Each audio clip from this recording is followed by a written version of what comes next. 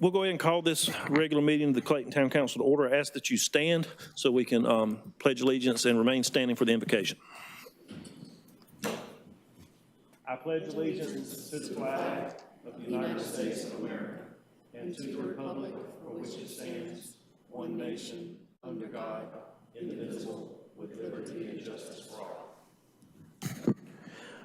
Dear Lord, thank you for this day. Thank you for allowing us to gather to conduct the business for the town of Clayton. We ask that you help guide our minds and hearts as we make the best decisions for our great town. For it's in your name we pray, amen.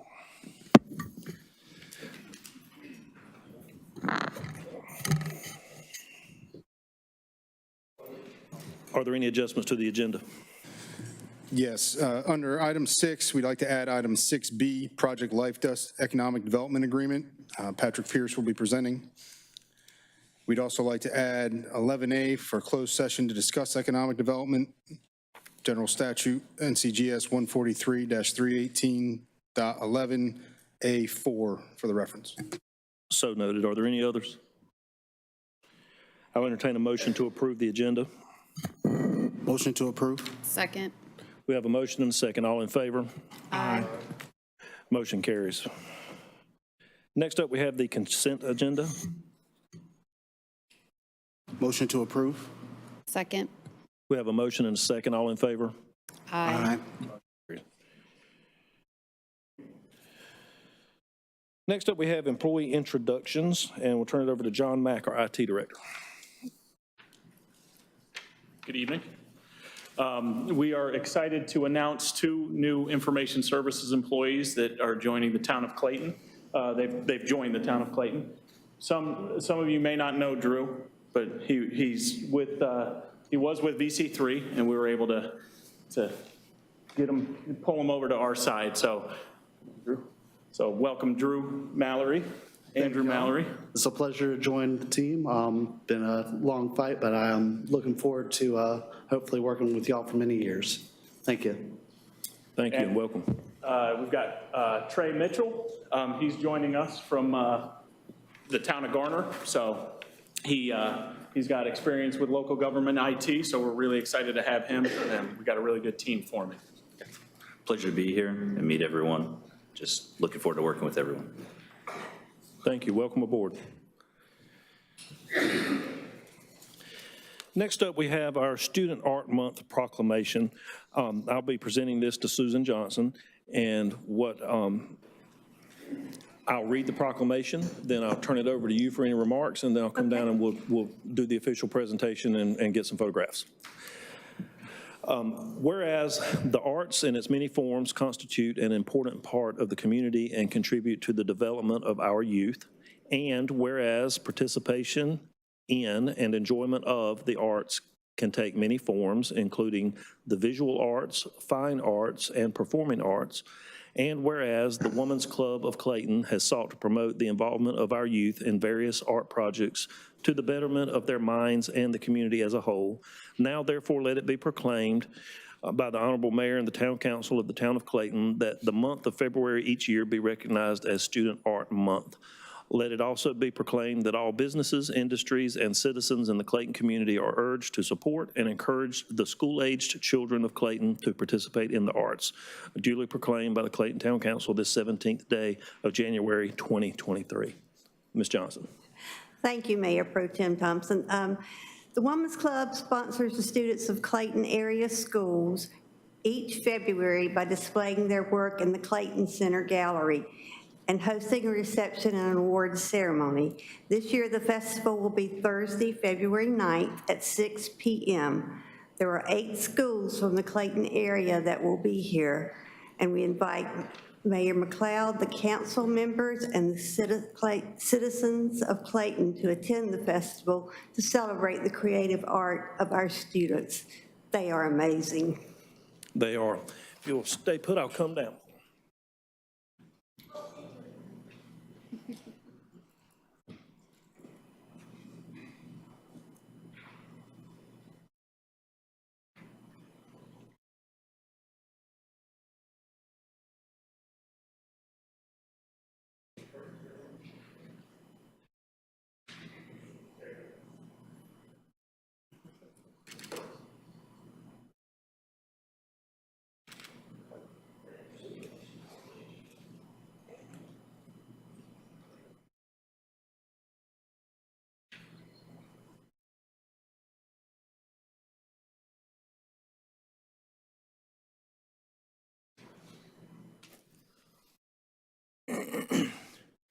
Next up, I will be reading our Black History Month proclamation. Whereas Black History Month is an opportunity to share the many historical and present contributions of African Americans to the town of Clayton, and time for all Americans to remember the rich history of people who helped to build this country through neighborhood leadership and involvement. And whereas African Americans have played significant roles in the leadership of Clayton's economic, cultural, spiritual, social, educational, and political development. And whereas the town of Clayton celebrates Black History Month, recognizing the impact made by our African American community. And whereas during Black History Month, all residents are encouraged to reflect on the past successes and challenges of African Americans and look to the future, building upon this heritage and to continue working for the ideals of freedom, equality, and justice. Now therefore, on behalf of the Town of Clayton Town Council, I do hereby proclaim the month of February 2023 as Black History Month. Accordingly, I encourage our citizens to join us as we observe Black History Month, duly proclaimed the 17th day of January 2023.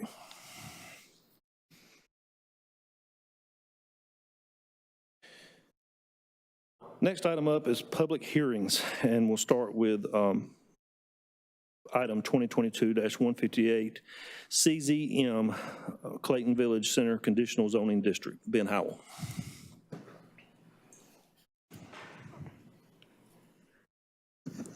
Good evening, council. So this item is a request to rezone properties from residential estate and highway business zoning districts to conditional zoning mixed-use district located on US 70 near Wildwood Drive. The conditional rezoning would allow up to 234 multifamily units, and they'd requested originally 5,100 square feet, 5,100 square feet of commercial space. That has now been increased to 10 to 15,000 square feet of commercial space. The residential density would be 20.65 units per acre on property size of 12.39 acres. The overall master plan is shown here on your screen. The additional commercial non-residential space is not shown, but from, and the applicant may speak to this better, but there is a condition you will see requiring the additional space. What they have said is that it would likely be on the first floor of building 1 and possibly building 3. The proposed use is mixed use with apartments and commercial, again with a 20.65 units per acre density for a maximum of 234 units. Access would be off of US 70 Business and Wildwood Drive, with the town providing water, sewer, and electric. And as you can see on the screen there, it is surrounded by some residential estate zoning, an industrial zone, and then a planned development residential zone, which is the Buckhorn Branch neighborhood.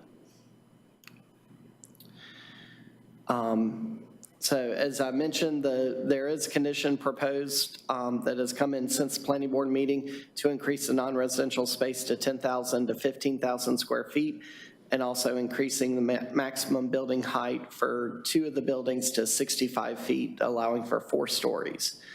You'll see the traffic generation information there from the original proposal. A revised traffic generation information and a TIA will be required to address the increase in the non-residential space. And that is also a condition.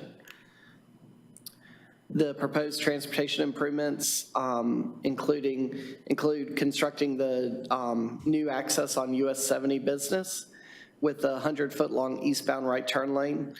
And then at the US 70 Business Hardy Lane intersection, extending the existing eastbound U-turn lane with full width storage to 300 feet, improving Wildwood Drive to 11-foot wide travel lane, curb and gutter, and sidewalk along the frontage, with additional road and intersection improvements that may be required by NCDOT through the driveway permit process. As usual, the project will comply with Town of Clayton stormwater ordinance. There is existing public water and public sewer for the site, and electric services available from the town. The development will have a 15-foot wide type C landscaping buffer, and based on discussion and a request by the planning board, a 6-foot tall wood fence will be provided as opaque screening between the Phase 2 retail property and the adjoining residential property. Just pop back real quick and show that would be up in this area right here would be that fence. The remainder of the buffer, type C buffer, will require an opaque screening, but they'll have more options to choose from. But there was a request specifically for a fence for that location. There will also be a thoroughfare buffer along US 70 Business, and the interior landscaping will meet the Unified Development Code requirements. They are proposing specific architectural standards. They have, as you can see on the screen, standards for the residential and retail, and then standards just for the residential and just for the retail.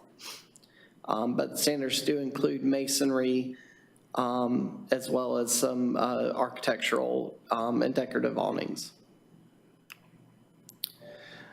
The conditional zoning district criteria on the screen here. The first thing I'll note is that the proposed development is not consistent with 2045 growth plan. The 2045 growth plan calls for this area to be employment center and medium density residential. The growth plan states an employment center provides locations for primary employment and economic development opportunities. The plan also says that employment centers may provide secondary services and small-scale retail to serve those employment uses, but it does not speak to residential. Medium-density residential calls for a gross density of 3 to 5 units per acre with single-family detached homes as primary unit type. While the proposed development is not consistent with 2045 growth plan, it may provide a transition from residential uses west of Wildwood Drive to commercial industrial uses along US 70. As far as suitability of subject property, the current zoning permits low-density residential and commercial uses. The proposed conditional district permits high-density multifamily development and commercial uses, and the applicant is proposing to connect public water and extend public sewer to serve the development. The area is currently a mix of residential, commercial, and industrial uses, and this proposed development would provide a transition from the residential uses west of Wildwood to commercial and industrial uses along US 70 Business to the east. The development is proposed to be served by East Clayton Elementary, Clayton Middle, and Clayton High. Of those, Clayton High is on the current CAP school list for the county. The development will be accessed by US 70 Business Wildwood Drive, and the development is providing a clubhouse and pool as amenities with approximately 0.57 acres preserved as resource conservation area. The development will be served by existing sewer infrastructure on site, both a gravity and force main run through the site, and the development is subject to the town wastewater allocation policy. Public water is available on US 70 and Wildwood Drive, and development will follow the town stormwater ordinance, and all town ordinances, procedures, and approvals will be followed. The development will have a landscape buffer with opaque screening, which should help to mitigate the effect on adjoining property owners, and improvements to the existing public road network connectivity and public utility extensions will also help mitigate those impacts. And with the imposed conditions, there's not expected to be a detriment to the general public. As you can see, the master plan approval criteria on the screen, staff believes that the applicant has met these criteria through the master plan narrative, and the proposed conditions. Considerations for the council. Town council shall consider recommendation from planning board and planning director, and shall also adopt a written statement of reasonableness and consistency. And the council shall approve with conditions, or deny the conditional zoning district. If you propose any changes to the conditions, applicant must agree to those conditions prior to a council decision. The conditional zoning district master plan and narrative run with the land do not expire and will be recorded with Johnson County with the approval. If the conditional zoning district is approved, the 2045 growth plan future land use map will be considered to be amended to match the proposed district, which would be, the area would now be shown on the future land use map as high density residential with the neighborhood center overlay. Staff recommends approval of the conditional zoning district and master plan, subject to 17 recommended conditions of approval. As you'll see as I go through in a minute, the conditions that were added or changed following the planning board recommendation are provided in red italics. The planning board unanimously recommended approval of the conditional zoning district based on the proposed application meeting the criteria for approval. They also recommended adding the condition requiring the 6-foot-tall fence in that one location next to the proposed commercial. The planning board found the project to be inconsistent with 2045 Comprehensive Growth Plan, future land use map, and recommended the statement of reasonableness found at the end of the presentation. Recommended conditions of approval. Conditions 1 through 3 are the standard conditions that are on every conditional zoning district. Condition 4 is related to the phasing of the development.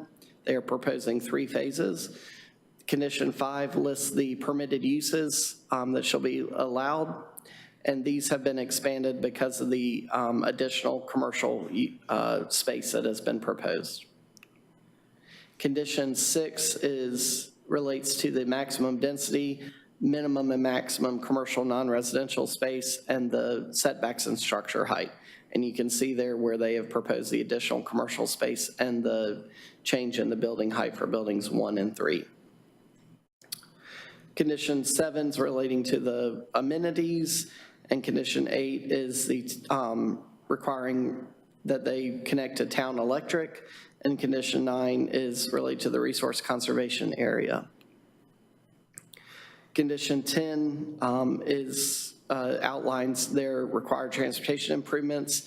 Condition 11 outlines the improvements to Wildwood Drive frontage, and condition 12 covers any additional improvements may be required as part of the NCDOT driveway permit.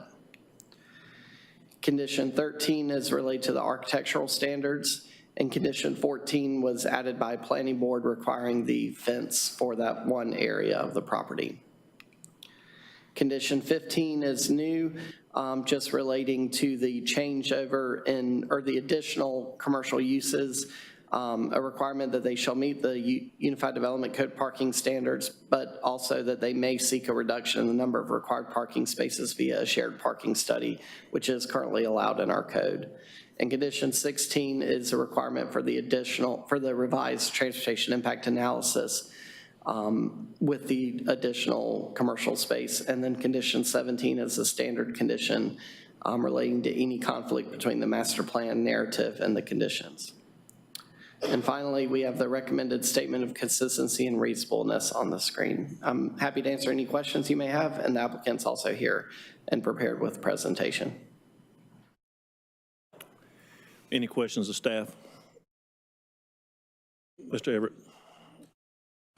For me, if it's not consistent with our 2045 comprehensive growth plan, why are we pushing forward with this?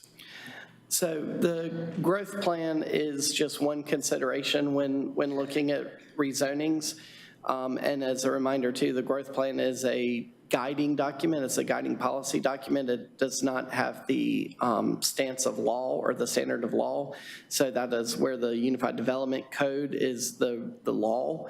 And so while we're required to compare proposed projects to their consistency with the future land use plan and the future land use map, they're not required to necessarily be consistent with those. But it is a consideration. Mr. Sims? You said that the change on the building they want is 5,000 more square feet, correct?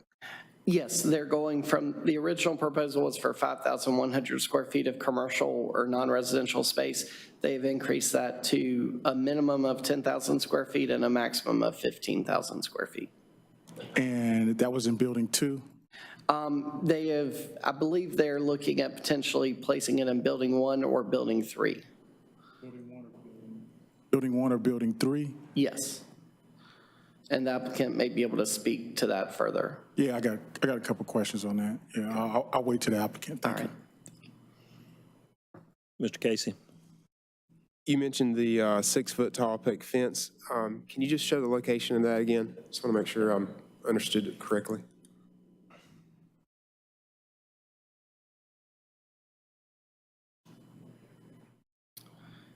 It would be right in this area here, adjacent for this property. Okay, thank you. And then another question, it said on the master application, and maybe it was because it was old, but it said that there was a 10-foot buffer in certain areas, but you mentioned 15-foot. Yeah, the code requires a 15-foot landscape, type C landscape buffer. I believe they had originally proposed a smaller buffer, but through the review process, that had been increased and changed. Thank you. A couple more questions. I know that we typically vote on sewer capacity, wastewater capacity after the fact, but I have a couple questions in regard to that. I don't know if it's something that Joshua would need to answer, but I mean, obviously timing is key, and we're limited in what we can do. So what type of timing are we looking at for this if it were to actually come to fruition? Sure. Joshua Baird, Engineering Director. The question regarding the capacity and timing, the resolution does have a time in it such that we can accept that flow based on some infrastructure improvements that we are doing, as well as the timing of the completion of our new facility. And the timing is at the point where we will sign and execute the sewer extension permits. So that usually goes along at the end of the construction drawing phase, and that is January 1st, 2024. And what that does is allow the developer to continue moving forward while we complete our projects, complete our plant, as well as they can build out the infrastructure. There's a pump station on site. We're anticipating likely some pump station improvements that take some time, so allows them to get to work, get some motion, and coordinate and line those times up we can actually accept the flow of our project. Perfect. So I guess in theory, we should have our wastewater treatment facility up and running by the time this project comes. We are looking to align those, yes. Okay, second question regarding that. I know we get a lot of questions about fees and such from the development community regarding a project like this. What type of fees are we looking at, I guess? Sure. So the project would be subject to system development fees on top of just the cost of any meters and things that they would need. Very preliminary in terms of the utility layout right now. The way our system development fee is structured, if the meters that serve each of these are 2-inch or less, it is based on the size of the meter. If the project is going to utilize a master meter serving the whole development, our current code and fee structure does require a developer's agreement based on that, but the subject will be subject to, or the project subject to system development fees. We do have a current rate. We're also studying that. Statute requires us to study that every 5 years, and we're currently in the middle of that study, looking to implement that in the next few months, likely with the budget cycle, the new fees that where our system development fees would be. Okay, thank you. Any other questions? Mr. Sims. I got one more. So according to what we were saying as far as the requirements for them, the parking would change. Is that correct for the commercial? Potentially. The commercial, non-residential and residential have different parking requirements. So we would have to look at that once they settle on the total square footage of non-residential. We would have to look at that, and it would either require a redesign of some of the site, or potentially if they go through and provide a shared parking study showing that the commercial space would not need the parking when the residential space needs parking, there is some opportunity for overlap there.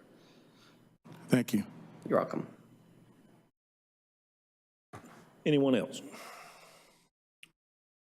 Okay, this has been noted as a public hearing, and we'll ask anyone wishing to speak to come forward, and when you do, state your name and your address for the record and the clerk.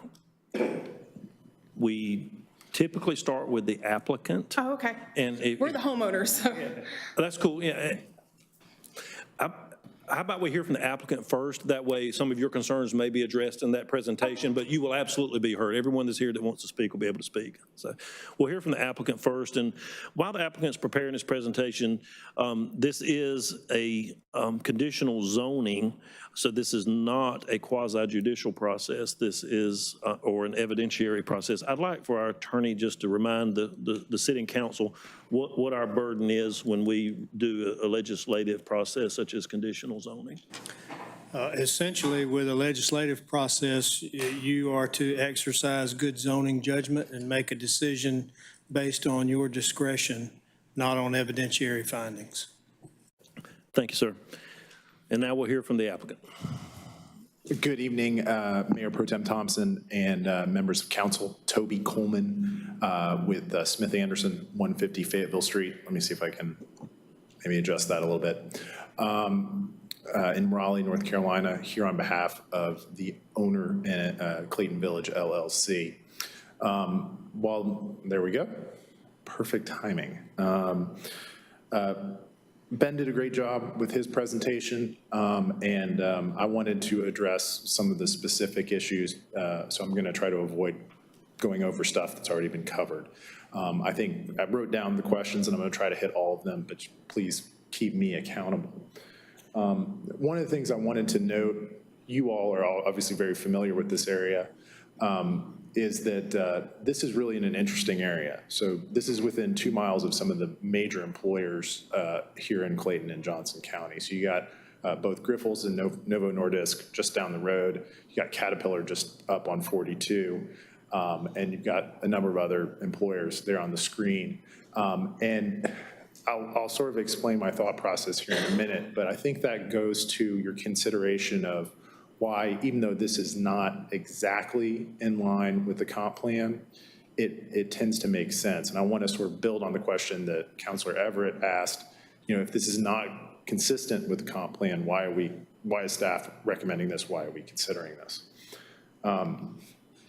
So this is an interesting site with an opportunity for mixed-use development. It's a bit of a unique site in that it's on 40, but also backs up onto more residential. I'll have a map up in a minute, but you just approved about 400 homes just behind this property. Let's see, Councilor Sims, I believe you were asking about location. I'm just learning how to use this thing here. So this is the retail that was originally proposed, the 5,000 square feet. And the thought process in expanding it would be that building, what's labeled building 1, would be the additional square feet. It would have a commercial on the first floor, apartments above set up. And so that would be 5,000 to 10,000 square feet, basically either entirely fronting 70 or front end, this portion pointing the other way. That's the thought process. The reasoning, Councilor Sims, just to address this, the reasoning that we had that condition that said basically we'll comply with the parking requirements, but we may seek a shared parking study as the planning director noted.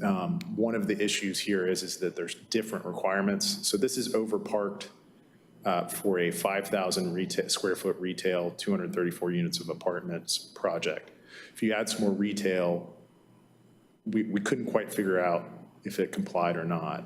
We suspect that even if ultimately we have to comply no matter what. So if you guys approve this, we still have to comply with all zoning requirements.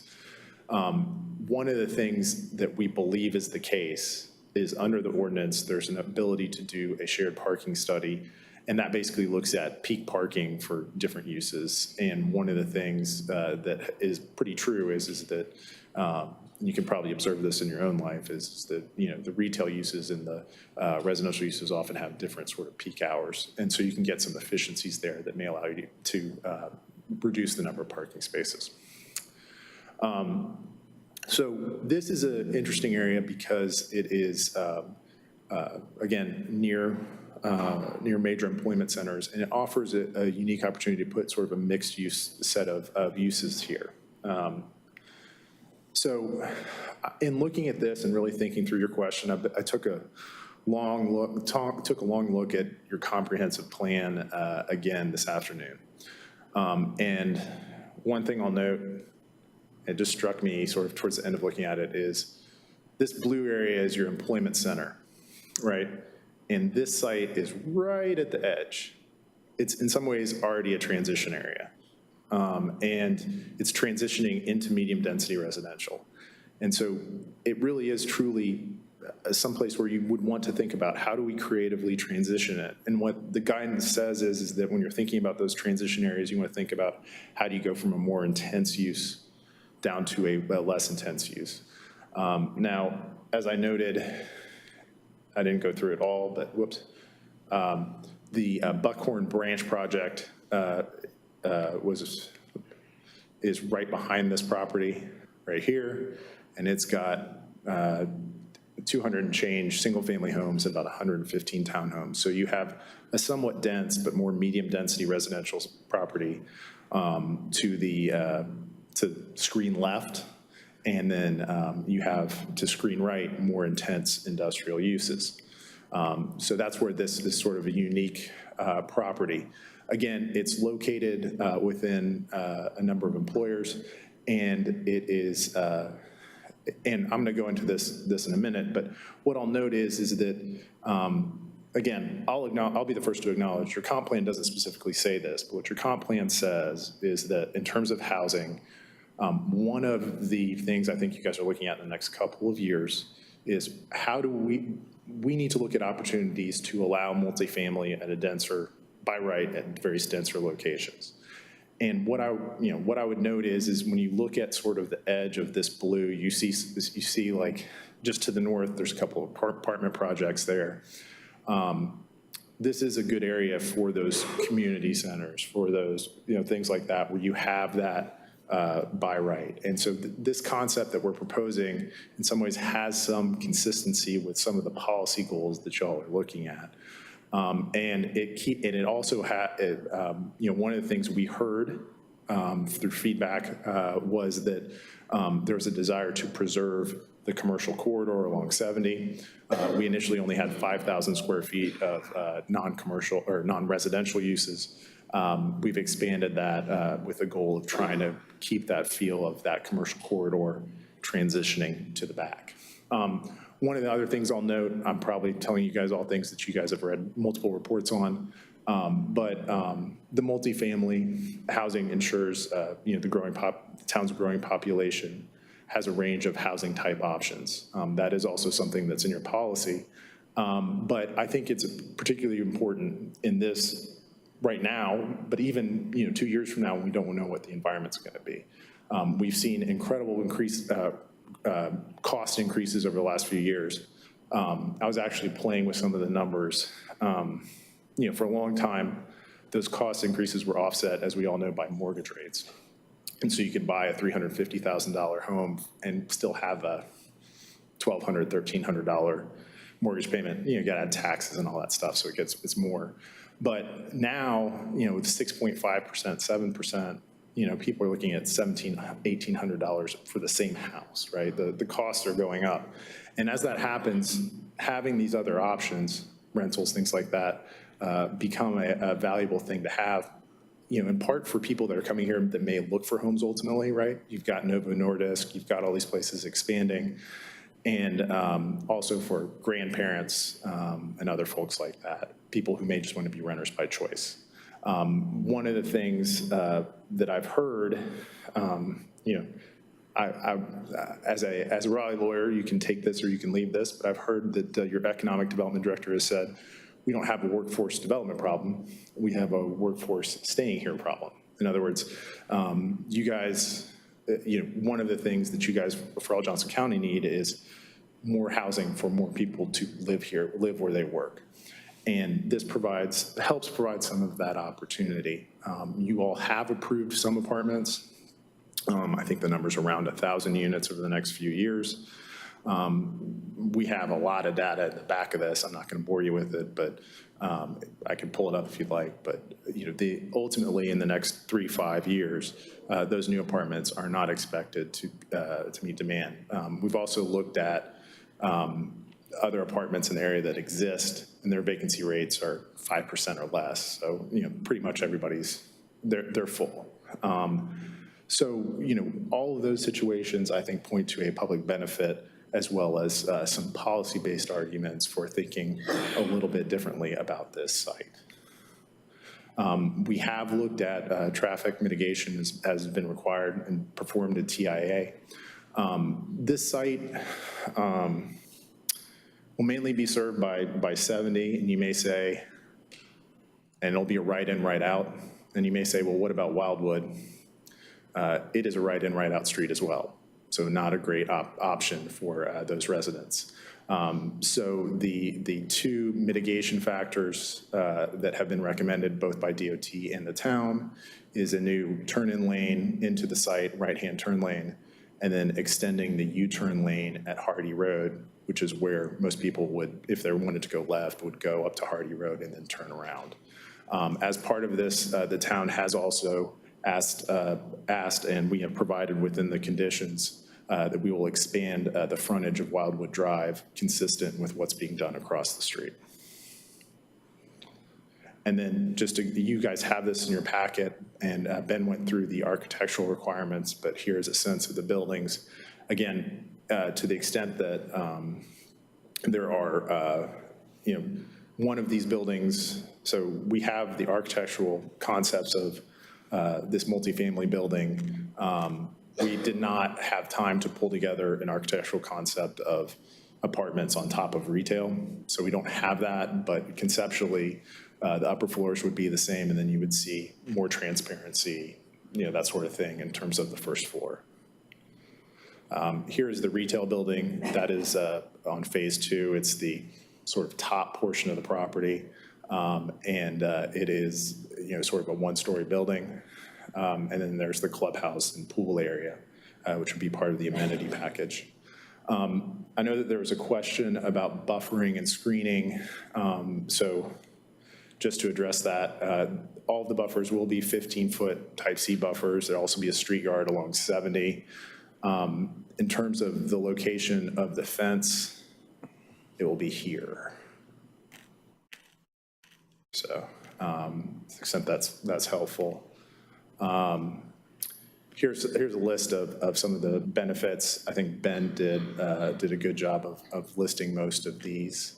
I would be remiss if I didn't note that we do have our full development team, traffic engineer, site development, landscape architect, civil, and everybody else to answer any technical questions.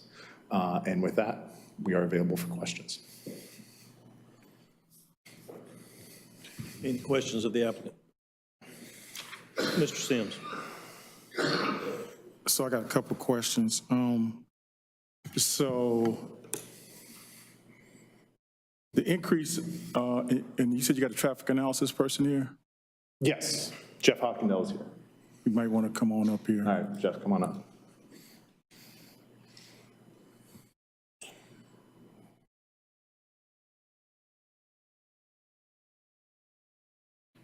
How you doing, sir? Good, how are you? Not too bad. So there is a increase of 5,000 square feet, love that for commercial. Yes. Correct? All right, so on your transportation improvements, and again, I'm not the traffic analysis guy, I'm just doing, my degree is in aviation. I don't know all those numbers and things like you, so I'm just doing it old school way. So based upon what I see here, it says 5,000 square feet, and it says AM peak hours. So you're increasing it another 5,000. Am I to assume that the end, where it says AM peak hours in, would be around 190, and then out would be around, would it just double because of the square footage? It actually wouldn't. It goes by equation, and so you'd actually plug in 10,000 square feet as opposed to 5 into the IT's trip generation manual equation, and it would go up. I've got numbers for 15. It went up by primarily in the morning, the net trip difference.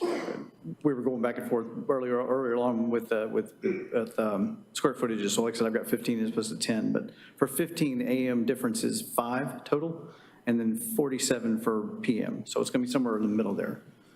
So approximate. Morning doesn't change much. I mean, it's the way the equation is, basically. And Councilor Sims, I apologize for cutting off the person you actually want to talk to. One thing I will note is that if you look at that trip generation study, When you look at the number of units, it says 324, so the study was done for about 90 more units than would be permitted under this rezoning. So there would be a fairly significant decrease. I think Jeff could speak to that better than me, but on the residential side, regardless, just off the top, because this is an overly cautious study. Yeah, I'm not going to say the balance, because I don't know without running the numbers, but he's right, the numbers for the multifamily will go down a little bit, but the shopping center will go up.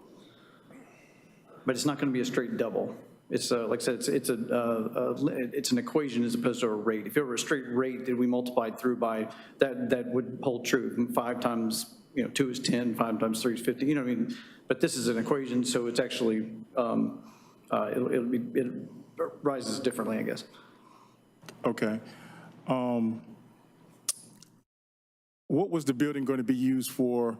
Were you going to be putting the extras, what the extra square footage is now? Were you going to put that? What was going to be used for before? It would have been multifamily units. How much does this take into account the homes, I think 300 something that they're putting in over at Mungo? We looked, let's see, the study was scoped with the town and the DOT, and at the time we did this, we looked at 2 different, so when we grew our traffic, we looked at a 2025 build. We grew our traffic at 3%. This was done in 2021. So we have, four years at 3% growth. We also have trips from Buckhorn Branch Development and Glen Laurel Mixed Use. So all those trips are included as background to our site. So based upon what you're saying as far as the growth and even with the Mungo homes and what you guys are putting here, you're saying it won't be, we should be fine as far as with traffic. So it won't be what, I'm sorry? I'm generalizing, but you're saying we're going to be fine as far as even with this addition. I'm going to say that this site will not increase traffic beyond, DOT has in their driveway manual a threshold that basically says if you generate a certain number of trips that triggers this, it's plus 25% increase in delay. You don't change the level of service, but you go up by 25%, more than 25%, then you have to mitigate. We do not do that at some of these intersections. So like the 70 and 42 intersection we analyzed is over capacity, but we're not increasing our impact on that intersection is not more than 25% per their requirements. I'm sorry, could you say it again? Which one is over capacity, you said? 70 and 42 during the PM peak hour is operating over capacity, but it's, like I said, yeah. Okay, thank you. Yeah. While you're there, my question is the left U-turn going eastbound. As a traffic engineer, do you think there's adequate space for someone to right out of the complex, cross over all those lanes of Highway 70 to get to that left lane to make a U-turn? Do you think that's even realistic? When you've already, you've got the intersection just down the streets. Not, do you really think somebody's going to be able to cross all those lanes of travel to get I that think it'll be lane? harder in the peak hour. Yeah, it'll be difficult in the peak hour. Off peak, I don't think they'll be. I think they'll be able to handle that. Yeah, but peak hour maybe push traffic down a little bit down the road. Yeah. Okay. Any other questions for the applicant?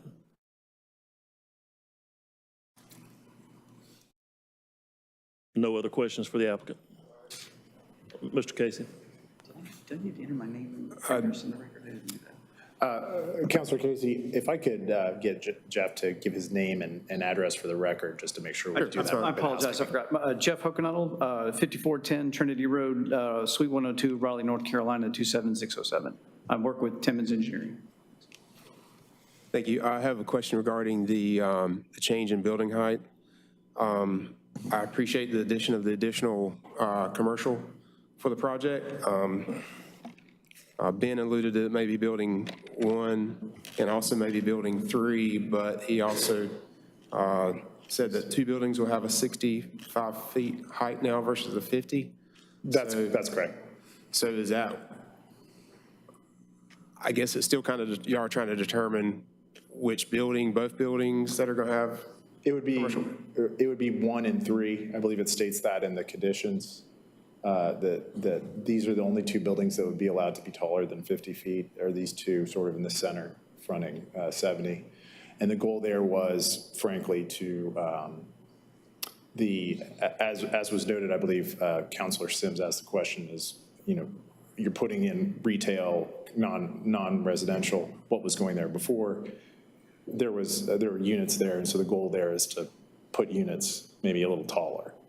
Okay, I understand. I just want to make sure that you said between an additional, I guess, our total 10 to 15,000 square feet in retail or commercial. I guess there may not be, because there's a 5,000 square feet difference, there may not be a need to make that other building 65 feet? That's correct. It may be that, the cap is 234 units, and as designed, the 234 units with the 5,000 square foot solo non-residential building, those other buildings would have done it. The increased height for those 2 buildings, just to give some optionality and some ability to put in one of those 2 buildings an additional 8 units on a 4th floor. And you're happy to try to address that however you see appropriate. Okay, I think I get it now. Okay. Any other questions for the applicant? One more quick one. Just could you point out to which building is the clubhouse? Where will it be located? The clubhouse is right there. That arrow is. All right. I really like this thing. Probably overused it, so. One thing I'll note, Councilor Sims, just because I was bothering Jeff about it actually this afternoon on traffic, because I was looking at the traffic counts. And, as Jeff said, there's no avoiding the fact that there are some issues with the intersection of Business 70 and 42. There's some long wait times there. There is in the full traffic analysis, and Jeff had to point me to it, there's actually a section 4, that looks at just the traffic that's going to be generated by this and where it's going to go. And basically what it found is there was not going to be, the big issue is really eastbound left-hand turns off of 70 onto 42. And that's where we're seeing a lot of delays in the afternoon. This site will not impact those. So he was saying, there's not a 25%. If you look at his study, there's 0 additional cars for some of those really impacted areas. So just wanted to note that to the extent that's helpful or useful. Okay, this is a public hearing. Anyone else wishing to speak, please step forward, state your name and address for the clerk.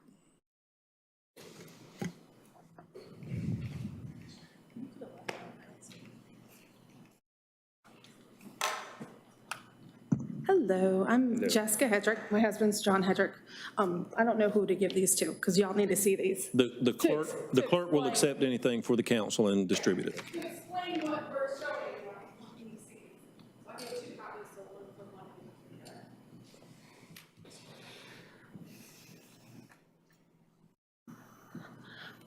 you. So I know we are the property at 9439 US 70 Business Highway West. We are the property directly, it was up here, we're the property that's directly connected to all of this. We're the one where they did the fence thing. That's why they did the fences for our property. The problem is with the fence, they still have not addressed the electric issue, and that's what you're looking at. That's what these pictures are.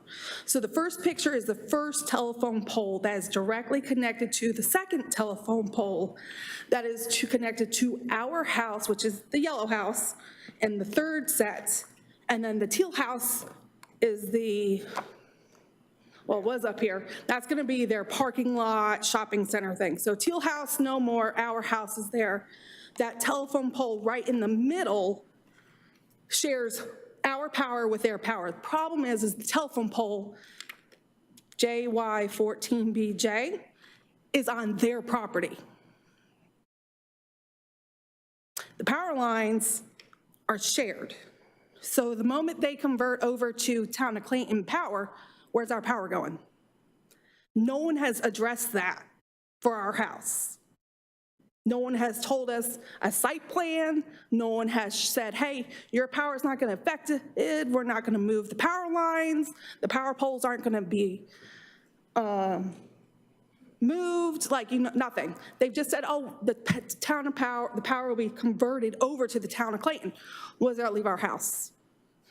Okay, because the first power pole is Duke, CP&L. Second power pole is Duke, but on their property line, split power lines. See a problem? So they build a 15-foot fence, great, you're sharing, you're blocking our view now, power pole, but now how are you gonna fix the power lines? Still a problem, you're still affecting our house, especially when that first power line pole runs down. That's the ditch line. Now that's our internet line too. So our internet is in that land, their front lawn. When they did the plumbing, they cut our power pole, our internet, and our power to our house. They cut it off. Like, they cut the lines. We had no power, no internet to our house for 2 weeks. The first time. The second time, they did the exact same thing, and we were out of power and internet for a full week. They have yet to address how they're going to not do that again. No one has told us, your power is gonna be fine, your internet's gonna be fine, you're not gonna get affected. Bull crap, our house has been 100% affected by this plan. 100%, because we're right there. You see it, right here. Right there. You can't hide our house from their plan. And you are a current Duke Energy customer? We are a current Duke. And have you addressed any of these issues with them? We had told, the first time they did it, we called Duke. Duke was like, oh, it's Town of Clayton, putting all the plumbing in, call them. We called the Town of Clayton, they're like, it's not our problem. So then the plumber comes out, and he's like, well, we told everybody to mark our lines. We told everybody to put the power poles up, the little spikes, the flags, everything. Nothing happened. For 2 times that happened. We have kids, they're here. We got 2 babies. You tell me how you're gonna deal with no power for 3 weeks with 2 babies. Because we had to do it. And not only that, I'm in school and I work from home. So that was a disaster. No work for 2 weeks, no school work for 2 weeks, because I'm getting my bachelor's in government, so I understand how the town of planning works. So I understand that, the plan's approved, but somebody's got to fix the power problem. I understand. And that hasn't been addressed, that hasn't been fixed. All we get is, you get a 15-foot fence. That's fantastic, but you have yet to tell us how you're going to fix our power. Oh, yeah. Sorry, my husband was talking now. My name is John Hedrick. I'm her husband, and we live 9439 US 70 Highway West business. I have a question concerning what type of multifamily they're doing. Is it a class A, B, or C? And also, they said they added a new commercial usage, and it was up there on the screen for a little while, and you briefly went on it, and I didn't quite get that. And I want to know what our impact is that we're going to see from the new commercial usage. And I also have a question regarding the transportation part of it, whether or not there's going to be another lane that's going to be utilized. Maybe, I know there's one right before you get to Mongo. They put in a right to go into the right to the neighborhood, but I'm thinking, are they going to put in another one after our house? And those are the 3 things that personally I have a question about, that that I'd like to. I mean, the traffic is horrible. We know. We live on 70. I'm telling you, when you're asking about that left turn, traffic is pretty bad. It's a nightmare. to get over to that other third lane. Yeah, and I mean, I haven't seen that many accidents, and, being the fact that, like. We already had trucks But and we've ditches. had trucks and ditches, and we had things of that nature happen. And, I have my reservations on that, but that's beside that. I just want to know those issues I have a, question about. Thank you very much. Anyone else wishing to speak?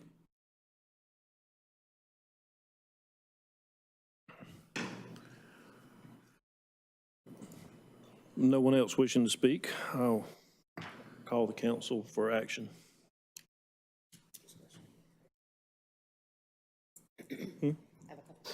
Yeah, Ms. Archer?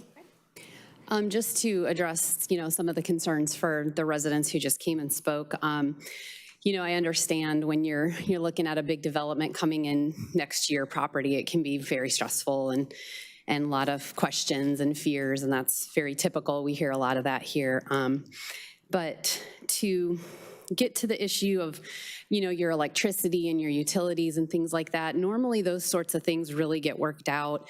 And I know you've had some issues in the past, but, generally through these processes, we have inspectors and people on the site who kind of oversee most of that. And then I know you had a specific question about the type of multifamily. So this is apartments, just like the drawings that you saw up there. There's no particular class A, B, or C or that sort of thing. It's what they included the drawings of. That's what the buildings would look like, 3 to 4 stories, that sort of thing. For the commercial usage, from what I understand, there's a fence proposed over along that portion of the property. So in terms of how that would affect your property, I think just generally as you look around town, when you see a residence bordering a commercial use and a fence, it's going to be fairly typical. You'll see light or you'll see the top of the building, that sort of thing.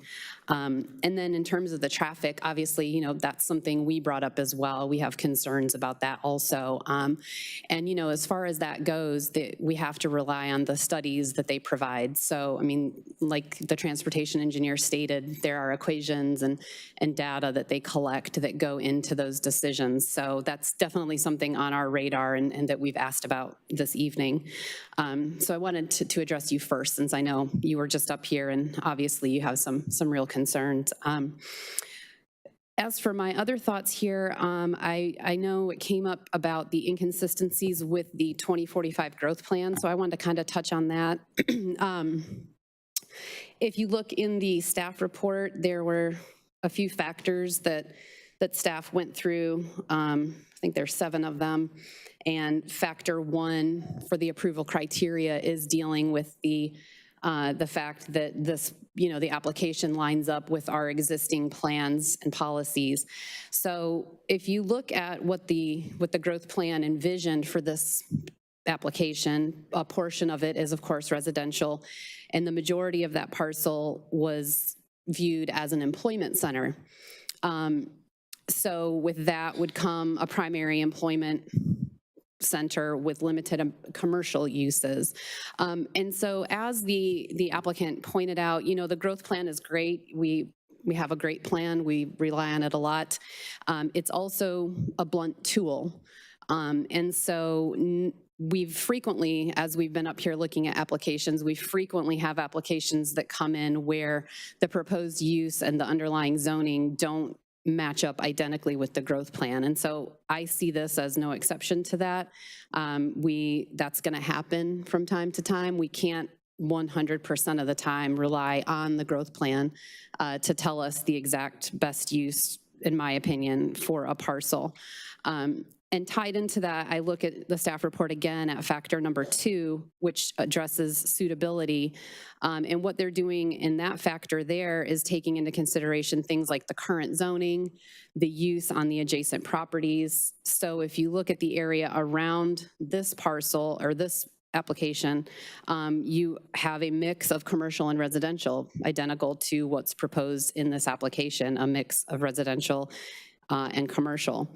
So it does, in my opinion, blend in, and I do agree with the idea that it serves as a transition between the residential portions to the west and the light industrial areas further down 70. So for me, I do see it as a transition.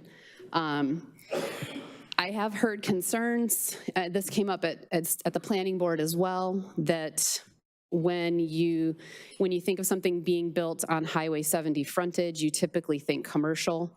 And so I think, I have heard concerns that this development that's being proposed is mostly apartments. That came up at the planning board as well. There's no doubt that we have a lot of demand for housing right now, especially like what is proposed in this application. We hear a lot about affordable housing, and obviously this type of housing is going to cost less than the typical single-family home, and it's going to be in high demand. But if we based every decision up here on market demand, basically every parcel in Clayton would have apartments on it, and we would be a bedroom community, which it doesn't sound like that's what most Clayton residents want. However, for this particular application, I see both sides of the issue, and what comes to mind for me is something like the Stallings Mill application, or apartment buildings over there behind the Bojangles on Highway 70. What you have over there at Stallings Mill is you have adjacent commercial development, then you have your apartments, and then it transitions back to light industrial.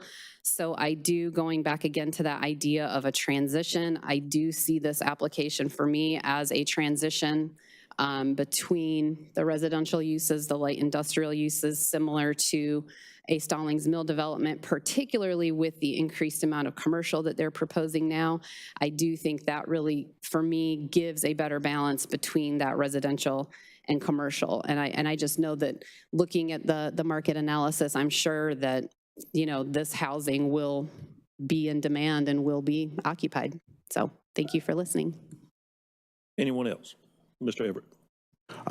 Just kind of going back to when it comes to inconsistencies with the 2045 growth plan, I just want everyone to know that it is important that, the community had their involvement in this process, town staff, everybody that was involved. It was a collective group effort to come up with the 2045 growth plan. So, sticking to what, we already came up, together with is it should be a priority. I do understand, when it comes to, commercial or things not going as planned or as needed, we definitely can look at them differently, but this was a collective group effort. And I think that should be a priority, and and being consistent with the plan is very important, because everybody was already involved in that process. So, that's where kind of my questions are stemming from is, why is it inconsistent with the 2045 growth plan? When it's public knowledge, everyone knows about it. And if it's something that we need to change when it comes to if there's limited employment opportunities in that area, then that's something we might need to change in our plan. But sticking to the plan is something that we should be doing, just to let everyone know, this is what Clayton is doing. There is no maybe or indecisive decisions based off of what we're feeling, but everyone knows what they're getting when they do come to Clayton or try to develop here in Clayton. Thank you. Any others? Mr. Sims? So comments. First and foremost, I think the young lady and her husband that came up, however this goes, especially from an approval standpoint, we owe them an answer from somebody, whoever somebody is, whether it be from us or something, that if this goes forth, let's be honest, this is ridiculous that she has children and they got to go a total of 3 weeks. It doesn't make any sense when somebody should be tasking upon themselves and saying, hey, we are going to be assured that this is going to, if whatever happens, you come see me, we will take care of it. So if this goes, approves, or whatever, somebody owes them a a answer at the end of the day, because again, this is ridiculous. You're talking 3 weeks, a family with children, and I know we're better than that. Developers, builders, town of Clayton, so in whatever way this goes, if it goes in that way, then please, I'm asking, begging somebody to step up and say, I'm going to be the person that's going to take care of it. If not, then I will be myself. And I'll tell you this, you don't want that. You don't want it to be me. I don't want to use the term pro-growth, but I'm for growth. With this particular project, I'm having some issues in a couple of areas. One of them being the traffic. I do have some issues with the traffic. I got some concerns, and they actually hit upon it, which I didn't have to go get into, is right there at the 4270. And I know that we're going to be having the extension that's going on there. But again, that's not measured upon what's going to be coming in. I do have some concerns with that. I'm happy to see that they're looking to put more commercial in, but I guess I kind of envision from that end of 70 to the other end of 70 is our gateways coming in and out of Clayton.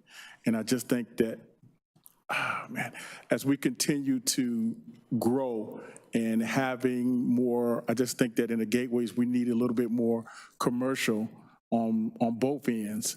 And I get the mixed use with some commercial there, but I don't know if it's necessarily the commercial that we're looking for. I think the project is good. I like the project overall, but again, those are just kind of two concerns that I have. Any others? Mr. Casey? I echo both of y'all's sentiments. The one thing that, I was concerned about was definitely the traffic, but the U-turn that you have to make at Hardy Lane. Councilman Thompson brought up a really good point about, that being an issue, and I could see that would be a challenge with this. Per the traffic engineer, I guess he calculates 75% of during peak hours would be making that U-turn to head towards Clayton and head west towards Raleigh.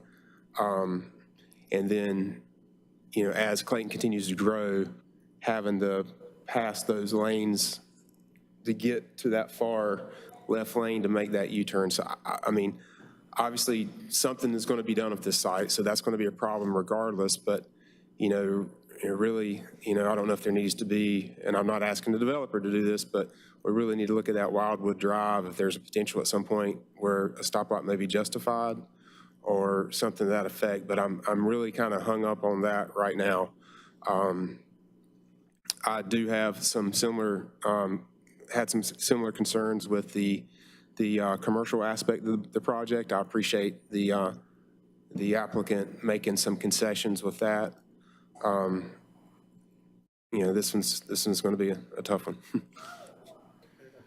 Mr. Sims? I got another question from the applicant. Yeah.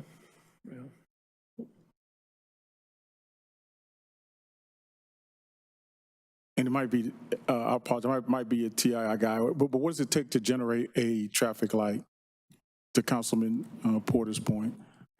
Yeah, it's a DOT question, so I'll hand that over to Jeff.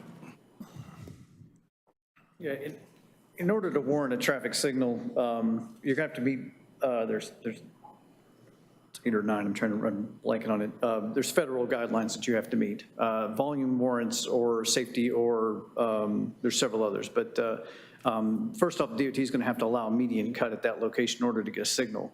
And it's going to be very unlikely to do that. There's a very long, lengthy process you have to go through in order to get that. It depends on intersection spacing. It depends on their long use plans for that facility and things like that. So it would be a difficult road, but it'll be their decision. I'm guessing that with the volumes along 70, you guys will, that it will meet warrants, vehicular warrants, but I don't know that it will be allowed. That's totally up to them. So.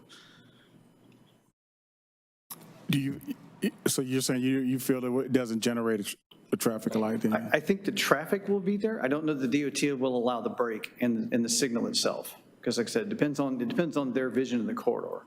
If they didn't envision any more signals on that corridor, what they're ultimately wanting to go to more is probably the super street look or the super street layout, which is what we have shown with the right turns and the U-turns. And not, when you introduce left turns out of a business or a development onto a major corridor like that, you have a lot more conflict points and delay increases, almost exponentially. It's not great for capacity along the corridor. The super street is actually better for the corridor, moves traffic a little bit smoother, not to the point of like an interstate, but it's kind of that intermediate step before they can really before they have to really do a lot of like widening or grade separation and things like that. Thank you. Mr. Casey. I have a couple more questions regarding the traffic, if you don't mind. So, like I said earlier, Councilman Thompson mentioned, having to go down to Hardy Lane and cross those lanes of traffic to make that U-turn. And you may not know this answer, the applicant may not know, but what is a safe distance, and then what is this distance between the side entrance in Hardy Lane and what, would be classified as a safe distance versus, this distance? I'm not sure I can give you that right off the top of my head. If I knew the distance, I would have a little bit better feel. I don't know that. I unfortunately don't know that right now. So if we can find that, great. And then, sorry, I know that's a difficult question to ask at the spur of the moment. The other question is, with the Clayton connector coming through too, obviously y'all are not responsible for that. That's something that the town implemented. Is that going to draw more traffic on Highway 70 in that location as well? I don't know if that's factored into your study or not. We didn't look at any additional construction of any additional facilities or anything like that. We basically based on the traffic that's out there now and grew that traffic. Like I said, there is with that 3% growth in the approved development traffic, there's a lot of additional traffic on there. I think it's very conservative. The other thing that, like I said, when you've got the mix of uses that we've got shown, like I said, we've overestimated the multifamily. You got the mix of uses we have shown, there's an internal capture percentage that will increase and change, which is basically the trips that never enter the network. They go from on foot or internal to the parking lot, to and from. That's going to help reduce trips. So like I said, without doing the further study, for the newer commercial, I can't give you exact feel for some of the questions, but. Okay, thank you. All right, anybody else? The mayor pro tem actually gets to vote, whereas the mayor doesn't. So my comment is I agree a lot with Mr. Sims. I think this is a good project. I'm not so sure it's a good place, but I think it's a good project. I have serious concerns with regard to traffic. I have serious concerns with regard to school capacity, which we can't make the school system do anything because we're not elected to the school board.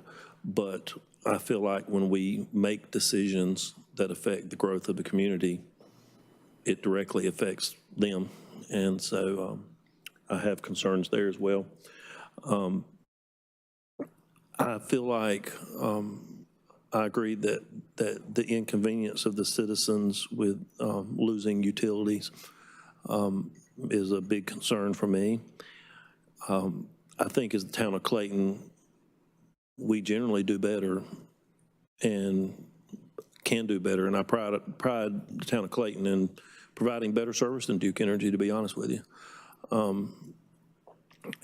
We can't affect what they do, but we can make sure that what we do is not going to negatively affect them. And I think staff has heard what you've had to say tonight and what we've had to say, and understand that regardless of whether it's this project or any other project moving forward, that we have an obligation to make sure we don't negatively impact others with the decisions we make. So I expect that we're going to do much better there, and I'm sorry for any inconvenience, if any of it was our fault or whether it was 100% Duke Energy fault. You know, I don't want to get into that, but because I think those fingers will point both ways likely, but we can do better. Pretty much that's it. Yeah, no, it's progress. No, it's Clayton. No, we can do better. And it's like, wait a minute, I don't care who it is. Why is no one fixing our problem? But I'll call the council to a vote.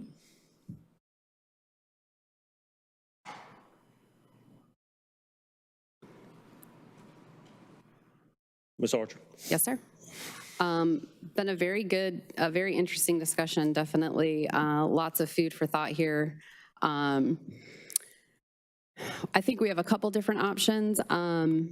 You know, if we feel like there is additional conversation that we want to have about the traffic or, you know, that sort of thing, we could always table it and we could come back and, you know, see if there's an additional condition we would like to propose or additional information that we could get.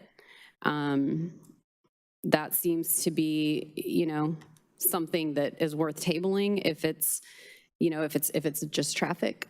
If it's more on the end of what's going on there for the ratio of residential to commercial, or you know, what we envision that parcel's usage, then to me, that's a no vote. For me, just to put it out there for my fellow council members, I mean, I am in favor of approval of this ordinance. And however, I do hear your concerns. And so if tabling it to discuss traffic or investigate traffic further, especially in light of the addition of the increased commercial space, since that's going to change some of these numbers. And, you know, I'm just throwing that out there for thought before we rush into a motion here. Anyone else have thoughts? I don't, if it's the traffic's the issue, I don't think the developer's going to be able to resolve that. So, I mean, not that I'm against tabling it. We could table it if you like, but I'm just not sure if that's, to me, I guess, you know, I'm thinking of it from traffic. I mean, I'm thinking of it from multiple angles, but yeah, I don't know if it's tabling it's going to resolve it though.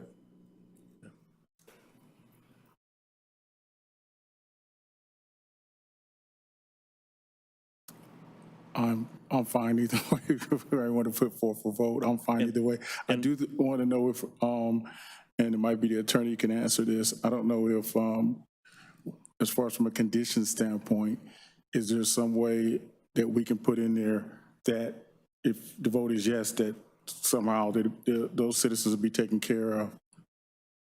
That's a condition. Somebody will be responsible from, you want to,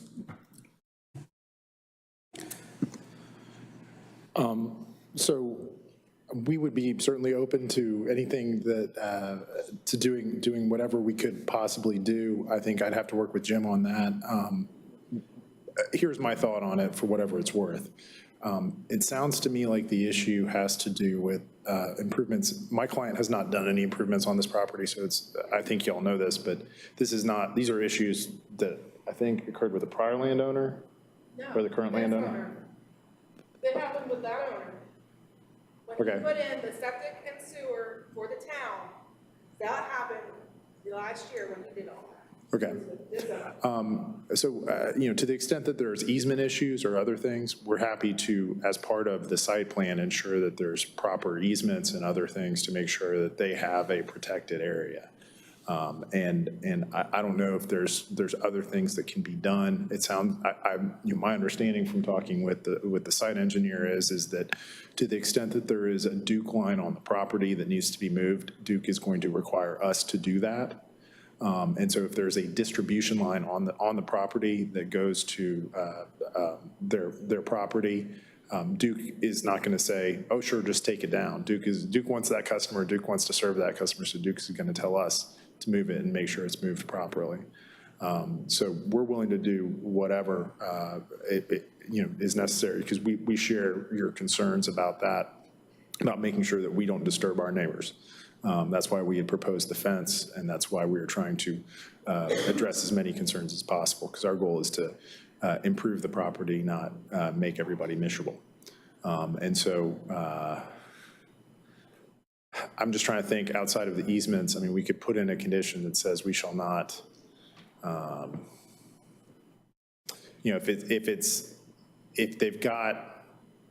if Spectrum has something outside of an easement, then obviously that's going to have to be moved. Generally, within site plan issues, what you have is those things are placed within an easement. So I'm just trying to sort of tiptoe around here, right? Yeah, so I guess that, let's speak in realities. Yeah. Hey, something might happen, right? Yep. But as I listened to her, and again, the total was 3 weeks, I just want to hear somebody going to say, if something, hey, there's a difference between, hey, listen, your power's going to be off a couple of hours to where your power is off 3 weeks. Nobody says, hey, you know what, you and your family go here until we get this all straightened out. We're picking up the tab, live, in this hotel. We're going to pay for it to take care of it. From the builder and developer standpoint, to me, should be, hey, listen, we're going to take care of them. Don't worry about it, whatever it takes to, even if we have to pay for a hotel room, whatever, because this X happened. I don't kind of hear that from anybody. I guess my question for you, Councilor Sims, and for you, Councilor Colley, would be, would that be a better subject of a zoning condition, or would that be a better subject of a private agreement? It may be that you say, well, if it's a private agreement, I'd like you to do it before I vote, in which case, we could try to figure it out. We could do it in a zoning condition. It's just a different enforcement mechanism. They may not be able to enforce it, is my understanding of how, the zoning conditions that would then be a zoning violation that would have to be enforced by the town. I think we'll hear from the attorney. I agree with the struggle to craft a language that accomplishes what you all obviously want to accomplish. But I'm hearing a general agreement with the concept, which is a prerequisite for putting that as a condition or as a private covenant. Either way, it would take an agreement to do that. And I'm hearing that consent to impose that condition in some form. I guess the topic of tabling, I'd be interested to know whether the applicant consents to that notion before you act on that. Certainly, if the council thinks that's the best route to go, we certainly would not urge a vote if council felt that it was going to, we were going to get denied. This is always the hardest part of the decision-making process, I think, for folks on both sides of the dais. And so I leave it a little bit up to y'all on that, but we would certainly consent to any guidance. I have not talked with my client in terms of that agreement. We do plan to talk with the neighbors after this meeting. We obviously haven't had a chance yet to talk about these specific issues. And so,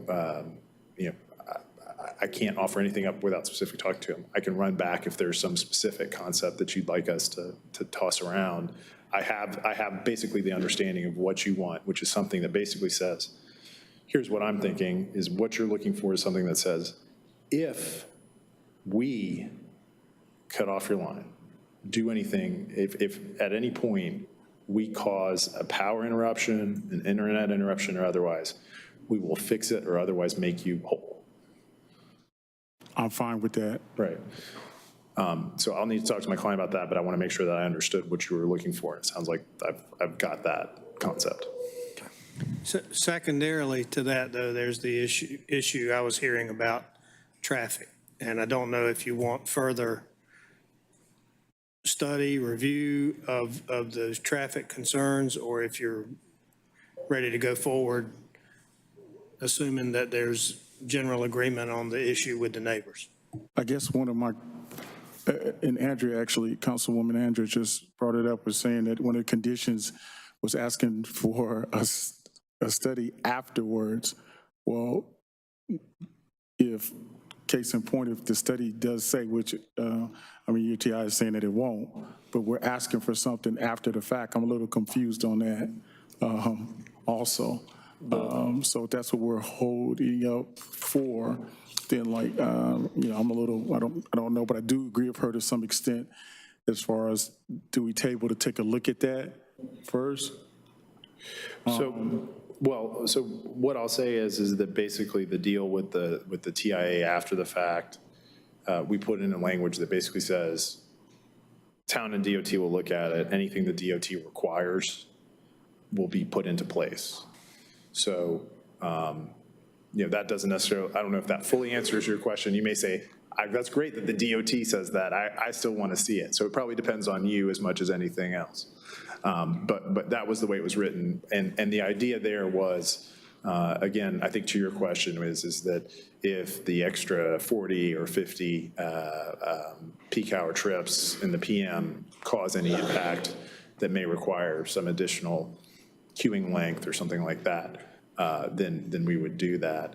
I think, again, one of the interesting parts about it, again, and this is likely getting too far in the weeds, but just something I tripped over and looking at it, once you look at these documents enough, is that the traffic impacts are probably a little overestimated on the residential side because it was studied for 320 apartments, and this rezoning is for 234 apartments, max. So in other words, there's built into our TIA 90 apartments worth of traffic that is not going to happen, cannot happen. I'll say this, and I'll continue to say it has nothing to do with you guys. I have yet to see in my year and 1 month here a traffic TI come up and they say, oh yeah, this is going to be too much traffic, so this is what we propose. I have yet to see that. With that being said, I'm fine with however the council wants to go as far as moving forward and voting on this. Okay, I'll entertain the wishes of the council. Just to recap here, it doesn't sound like we really could figure anything out about a condition regarding the electricity on the adjacent property. I guess, as the attorney said, you talked about a gentleman's agreement, I guess, as you were stating, calling it. Well, I thought I heard one suggested. Mr. Coleman did suggest some language that he was going to discuss with his client, I think. I just got a thumbs up. I don't love these type of conditions, but if it makes council feel more comfortable, what I would suggest is that we would, along the lines of, Jim, I don't know if you wrote it down, I can say it again, but basically along the lines of if the developer / property owner causes any interruptions of power to this particular property or other utility services, they will promptly fix it or otherwise make the owners whole for any impacts that may result from that. We'll take it. And obviously, they're not, we would, and we'll work on a private agreement so they can enforce it. We would put into that language, just to be perfectly clear with everybody. This is the lawyer and me working overtime, but we would put in some language that basically says, if the DOT does it, it's not us, right? So just some obvious stuff, but we would, we're not the go-to person for everybody. It's, if our subcontractor is out there digging, I'm sure everybody's dealt with this at some point, and boom, they hit something, that's our fault. We'll make you good.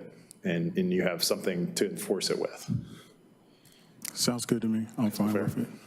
Y'all hear that? The clerk's got it. The clerk's got it. Who's going to be the one that we contact when that happens? We will, so we'll talk afterwards. We'll enter. I want a board member to say, I can call him immediately the moment that happens.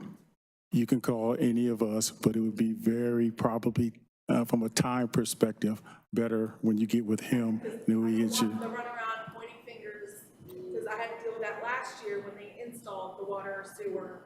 I don't want that. I want somebody I can call, phone number, business card. Yes, ma'am. That's why. Immediately call them and say, look, our power line lines just got cut again. I think the best way for you to handle that is through our customer service I office. did that last time, you know what they said? They were pointing fingers. I understand. That's how that happened. I understand, but that's not a part of this public hearing that's now closed. We're ready to make action. Okay. Thank you for the allowances then for the additional condition. Were there any other comments? I was going to go ahead and make a motion. Yeah. Okay. I would like to recommend approval of ordinance 2023-01-01 with the statement of consistency and reasonableness with all the listed conditions, in addition to the condition regarding the, as stated by the applicant just a moment ago, regarding electricity on the adjacent properties. Is that sufficient? Thank you. I'll second. We have a motion and a second. All in favor? Aye. Aye. Aye. Any opposed?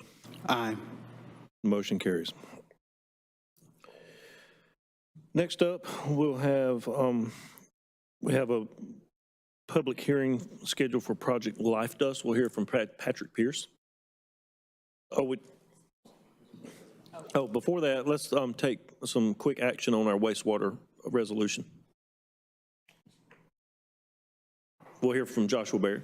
Either way, the request is for a total of $61,000. I do want to just note, it is slightly different than it was in your agenda package, and that is due to the increase in the retail. The original was including agenda package. I did not include for the increased retail. The increased retail and the additional is included, and $61,353 based on the timing and the resolution we discussed earlier.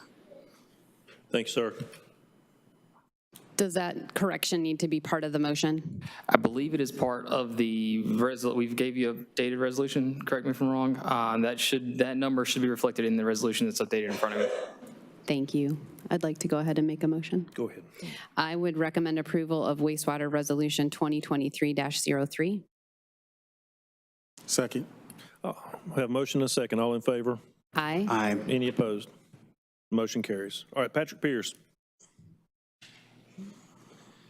Patrick Pierce, Economic Development Director. The developer has requested that we continue the hearing until the February 7th council meeting for Project Life Dust. So noted. Is there consensus to continue? So moved, or yes. Mr. Attorney, do we need a motion to continue? We do. A public hearing? Yeah. Ms. Archer? Make a motion to continue the public hearing on project. And it's February 6th, is that what you said? I think I said 7th. I apologize. February I got the date 6th. wrong. I'd like to make a motion to move the hearing for Project Life Dust to February 6th. Hear a motion to continue the public hearing. Is that the best language? Yes, that's good. Yeah. Continue the public hearing for Project Life Dust to February 6th. Second. We have a motion and a second. All in favor? Aye. Any opposed? And the motion carries. Staff report, starting with the manager. Yeah, a couple updates tonight. For the wastewater treatment project, last week was a big week. We went ahead and executed the contract, and the notice to proceed has been signed. The contractor's clock has started to tick. The current contract, minus some weather days that will potentially happen over the next few years, puts the completion somewhere in mid-2025. So we're excited to work on that and get started with them. Another quick update, the Greater Triangle Commuter Rail Survey, the feasibility report is now out. If anybody would like to provide input regarding that, the website readyforrailnc.com is where you can go. We'll also put that on our website, but that feasibility report is out there for comment. Just want to remind everybody, we've got Paul Reiser coming to town on Friday night. There still are tickets available, so please reach out to the Clayton Center. Two other things. One, so a couple meetings back, we were able to approve the MOU with the county regarding utilizing their facility for fireworks. Since there's been a team internally on the emergency management side reviewing how we could potentially create that event or revive that event from what it had been previously, while also trying to maintain the Square to Square Festival. Really, it comes down to a staffing issue to be able to try to have those both on the same day. So the proposal that's been brought back to you all for consideration would be to actually move Square to Square to be more of a kickoff to the summer event in May. Tentatively, a May 20th date has been thrown out there, but we can look at that to confirm. But then also have fireworks on July 1st. That's what we're trying to finalize the contract with the fireworks vendor right now. But that would allow us to still have that kind of family-friendly square-to-square event and build off of it like we've had over the last few years in May. And then in July, we would still have the fireworks in the evening on July 1st. Food trucks, that kind of stuff. So it's still more of an event, but more of an event than just the fireworks. Just want to put that on your radar for consideration. We can finalize those plans here hopefully soon so that staff can get planning on it. But that is the recommendation from the emergency management staff. Last but not least, I just want to recognize our own Neil Johnson. This is his last town council meeting wearing the uniform. Neil's been with us since 2010, but he will be retiring effective February 1st. You'll be seeing him again for a ceremony here at the council meeting following that, but I just wanted to congratulate Neil on his years of service and keeping us protected here at the council meetings on a regular basis. We appreciate all your work. Other than that, I'm done. Did you have anything you want to say about the Mount Olive agreement or tuition policy? I apologize. I missed two of the best items on there. So two items, I did give you guys a brief update earlier, but happy to announce two things that we've gotten updated for town staff. One is an MOU with University of Mount Olive that would allow town staff to be able to receive reduced tuition between 10 and 30%, depending upon how the program that they're looking to do. It's very similar to something that Johnston County offers, but we've entered into that partnership, so that is a great opportunity for us to continue to build our staff. And with that, in reviewing just the cost of all things, as well as some of the benefit offerings we can for the staff, we have updated the policy for tuition reimbursement based on availability of funding within the budget to now allow for up to $2,000 a year in reimbursement for staff that have an approved tuition reimbursement program through us. So, recruiting talent, retaining talent, and more importantly, developing talent has been a big challenge in the current times. So we're appreciative of the support from the council to be able to offer things like this to staff and continue to build our workforce. Thanks. Thank you, Rich. Town attorney. No report tonight. Town clerk. No report. Any other staff? All right, hearing none, we'll open the floor for informal discussion and public comment. Individuals have 3 minutes to address the council.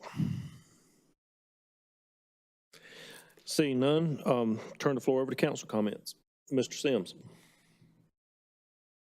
I got two quick comments, especially based upon tonight. I like to, I guess, just put out to the town manager, I guess it would be, for us to, we have to, and we've had discussions before, but I think that having an independent TI, traffic alliance person, we have to figure this thing out, how that's going to take place, what's like other places have done, or as far as having that, where we got this, because this is just getting ridiculous to the extent that no matter who, as I said in the statement before, no matter who comes before us, they're saying that, oh yeah, the traffic's going to be fine, but everybody in here is knowing that the traffic's getting worse. So we're having some issues here with the process. So we're going to have to put something else in place. And I think having somebody independent, how do we, enact that? How does that independent one, who pays for that, X, Y, and Z? So I'll keep on my comments, keep saying this until we, on comments, until we have that.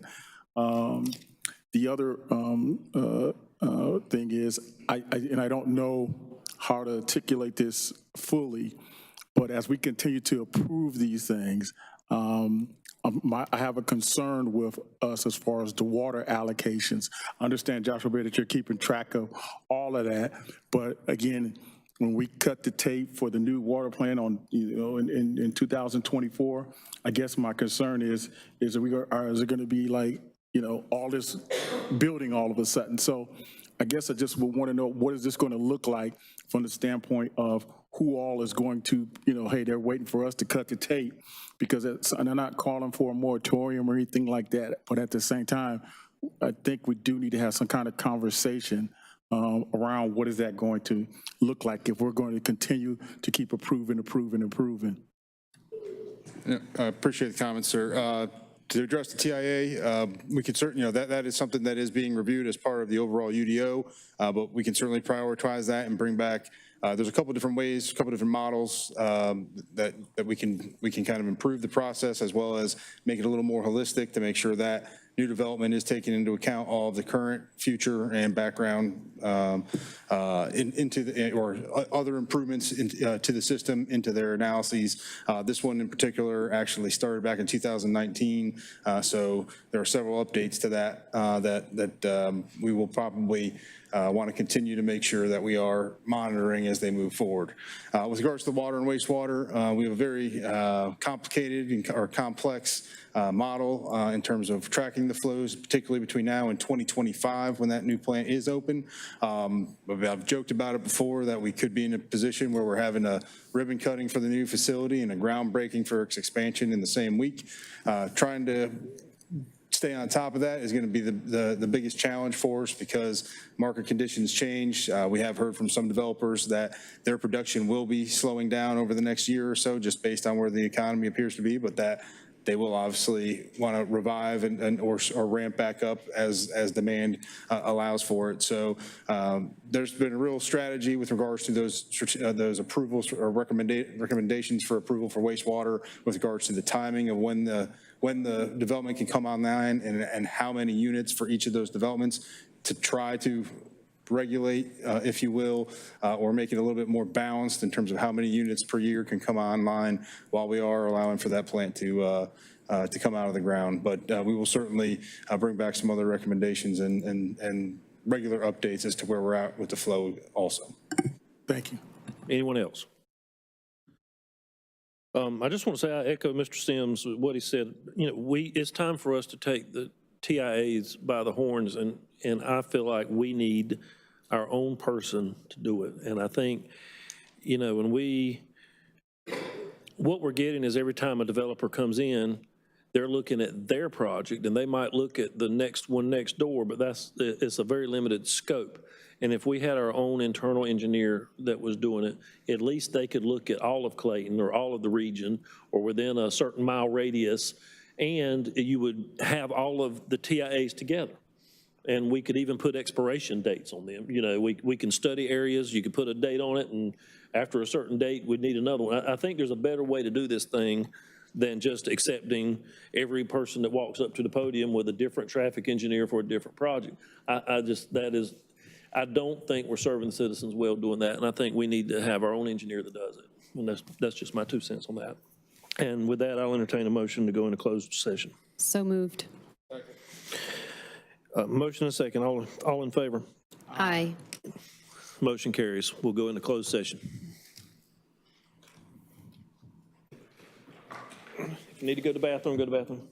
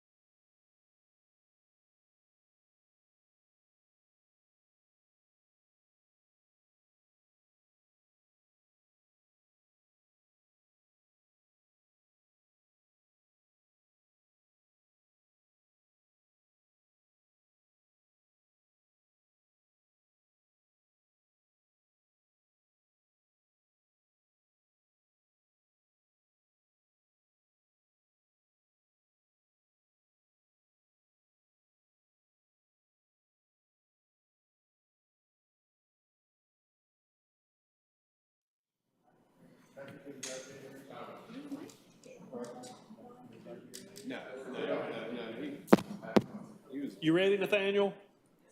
Okay. Okay, now we've resumed back to open session. Is there any other business to take care of tonight? If not, I'll entertain a motion to adjourn. Second. All in favor? Aye. Motion carries. We're adjourned.